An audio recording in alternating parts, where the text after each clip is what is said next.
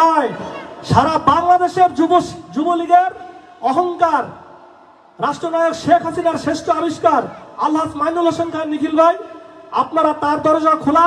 সব সময় আপনারা কাকে ধরে তার দরজায় যেতে হবে না, আপনারা যেতে পারবেন, আপনাদের সাথে সুন্দরভাবে কথা বলবে। তাই আমি বলতে চাই, আপনারা যে যারা খেলার আয়োজন করেছেন, আমি সবসময় বলি যে মাদক থেকে দূরে থাকি, খেলাধুলার প্রতি বেশি ঝুঁকি।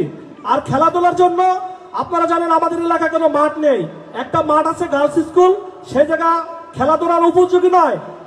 আমি দেখেছি একদিনের নোটিশে এই আলহাজ মাইনুল হোসেন খান নিখিল ভাই বালু ভরাট করে দিয়েছে যাতে মানুষ ছেলে ফেলে খেলতে পারে। তাই আপনারা সবাই তার জন্য দোয়া করবেন, রাষ্ট্রনায়ক শেখ হাসিনা যেন সুন্দরভাবে দেশ পরিচালনা করতে পারে তার জন্য আপনারা দোয়া করবেন।